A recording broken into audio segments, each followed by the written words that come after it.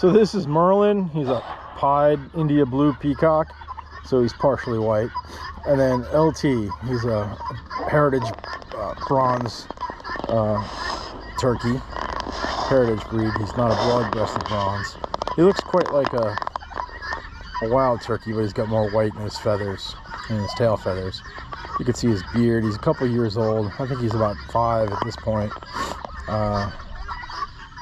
He just kind of hangs out and relaxes, and he's a good bird. He's not aggressive in any way.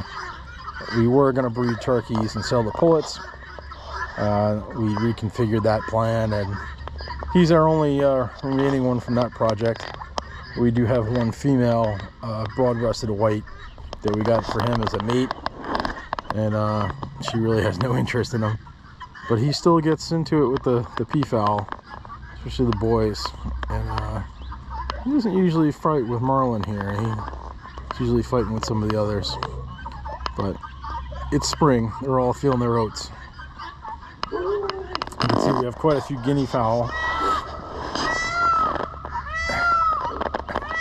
There's Fernando calling from the top of the coop, trying to impress the ladies. The guinea fowl, we have those for tick control. We sell the live birds as well. We have quite a variety of colors, and they're also good alarm birds. You can hear the female. It sounds like buckwheat, buckwheat. The male has a 1-syllable call. The female has that 2-syllable call. The waddles can sometimes differentiate the males from the females too. It's a lot harder to do that with the waddles. It's not 100% guarantee, but the call, you're always spot on. So that's a female right there.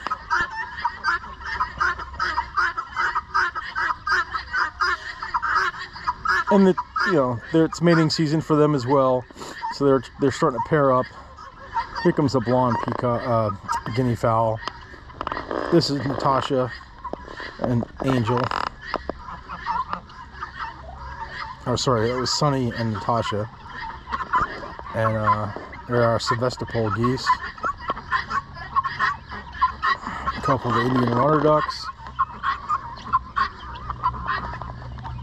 We have the Indian water ducks for eggs. The peacocks, we sell the live birds. Occasionally we'll sell hatching eggs as well.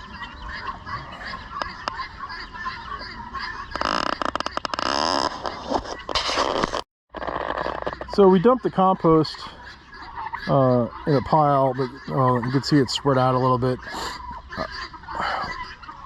One of the folks that comes and helps us couldn't get the wheelbarrow in because it was icy and wet and snowy, so some of the manure got dumped a little further away. I'll just take the tractor and push it up when I rotate the pile. It'll get incorporated. And we have some unbleached cardboard there that'll get mixed in as well. You can see the chickens milling around, scratching through. They're helping break down the compost. They're eating any worms they find, any other insects. During the summer they'll eat flies and fly larvae, and they really help with the composting, and it gives them places to forage and free range. All of our birds except for the emu, they all free range. Of course the emu have free range, but not intentionally. They've gotten out on us a couple times. We've had some Airbnb guests actually herd them back in one time. They just came to visit for their second visit, so I guess we didn't scare them away with the emu herding. So and then we store some equipment, tractor implements there along the fence, kind of an out of the way spot. Things that we use here on the farm for different projects and different land management needs, crop preparation needs, mostly for the cut flower beds and mowing and things like that. There's also the running gear for another wagon. It hasn't been built yet. We have the flat cart, we have the little hay wagon. The intent was to build that into a farm stand market wagon that we could pull out front, but that might actually become a chicken tractor, and we'll use that in a little pasture as we rotate through to help add some manure to the pasture. So this compost, when it's ready, will be incorporated into the cut flower beds. We'll also use some of it in the pastures to to improve our soil. We have very clay, rocky soil. We're good at growing mud and rocks, so trying to improve our soil.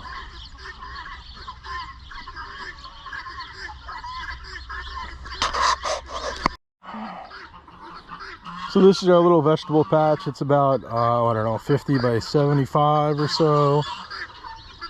We grow vegetables for ourselves. We grow vegetables for ourselves here, and this year was a very productive year with the weed fabric. We had a really bad issue with pigweed. We put the landscape fabric down, and we had no issues whatsoever with pigweed. So it's all put to bed. We'll do a little bit of rake up in the spring, and all the holes are already burned through the landscape fabric. We'll reuse those in the spring and plant a new vegetable garden, and hopefully build on last year's success. The soil was enriched for the past 7 years with manure, horse manure from neighbors and cow manure from the neighbors. Also chicken and alpaca manure, rabbit manure when we had the rabbits. We used to have Angora rabbits, but we've since given up on the rabbits. This is Boris. He's protecting what he thinks is his mate, but it's actually a duck.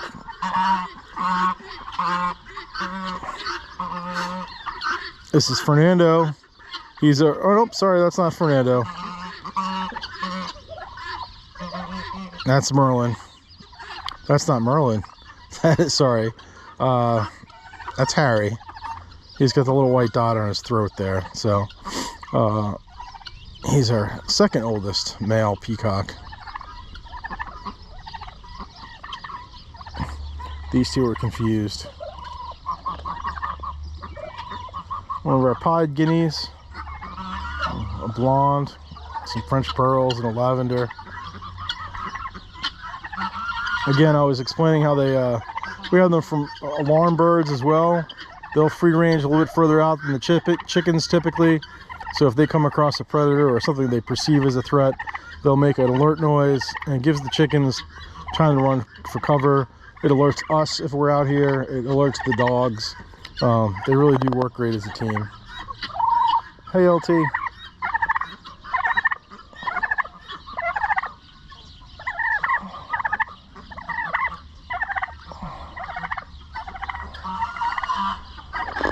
Hey, Merlin.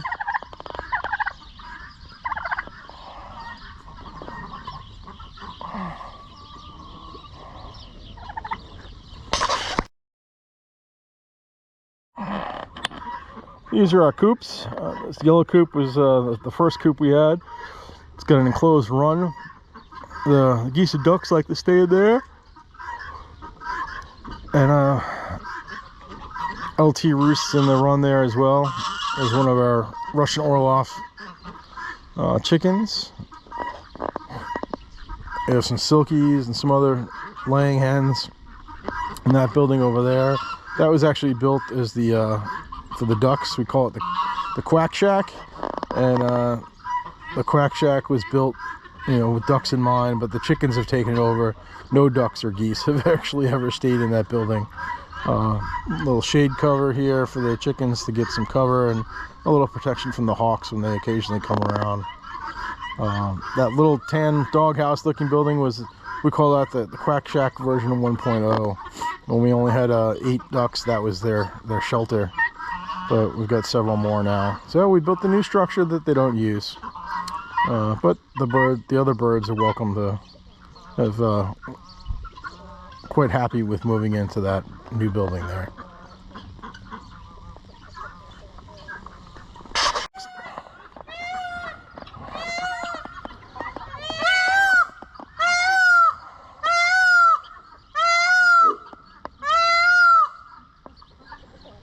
This area here looks quite messy right now.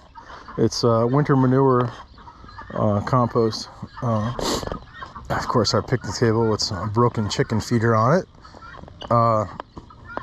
So this area we use in the winter to dump the manure from the alpaca, rather than wheelbarrowing it and moving it all the way over to the compost pile in the snow and ice. We dump it along this fence here. We till it in, in the spring. I'll spread it out a little bit with the tractor. I'll till it in, and this gets planted as cut flowers. This is another cut flower bed. About 10-12 feet from the fence is cut flowers. The rest is typically planting grass seed. And then we have a little lane that goes from the main barn over here to the coops.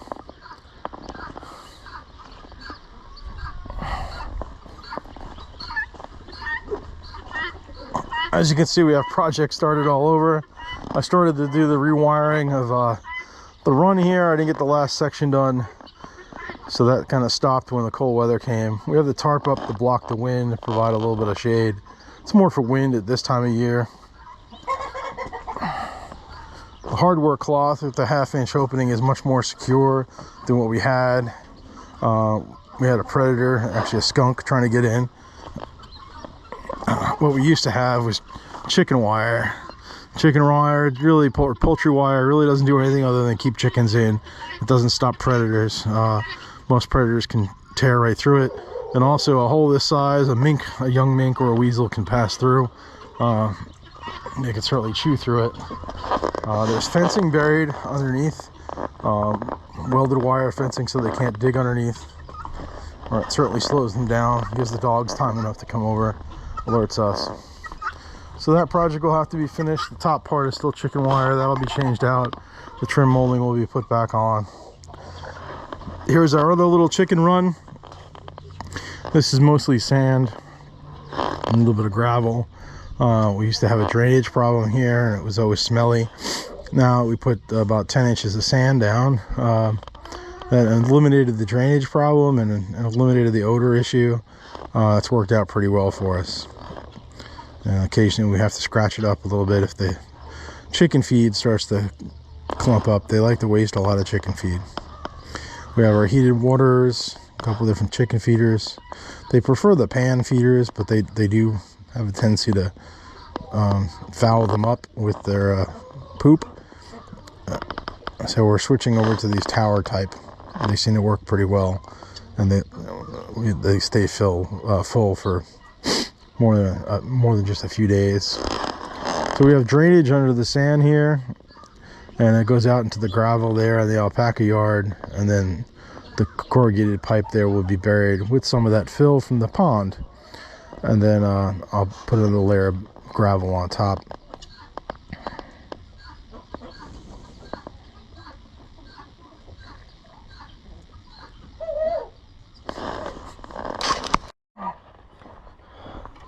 So this is the other chicken coop. Take a quick look inside here. So there's the roosts where all the chickens stay at night, at least a group of them. More roosts up here. The round poles seem to work much better than lumber. It's just more comfortable for the chickens. Their natural resting motion, you know, they're kind of like my hand. Their feet rest in that kind of comfortable position. You can see our juvenile white peacock, or we think it's a peacock, not a peahen. She was just in here poking around looking for something to eat. Some of the girls have laid us some eggs today. Quite a few eggs. No, they didn't lay a golf ball. The golf ball is actually there to encourage the chickens to use the nest box. It works pretty well. We also have a couple wooden eggs down here. See the wooden eggs? Oh, one wooden egg and one chicken egg.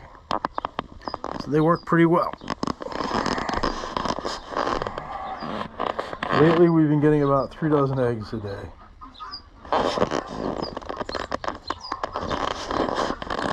We have a couple different types of feeders. I built these PVC J feeders. They work fairly well, and you can close them off. We have caps that go on the ends that keep rodents out, things like that. Another pan feeder, a barrel feeder. The barrel feeder fills up with grain. The birds stick their heads into the PVC and eat that way. But some of the birds just don't like to use it.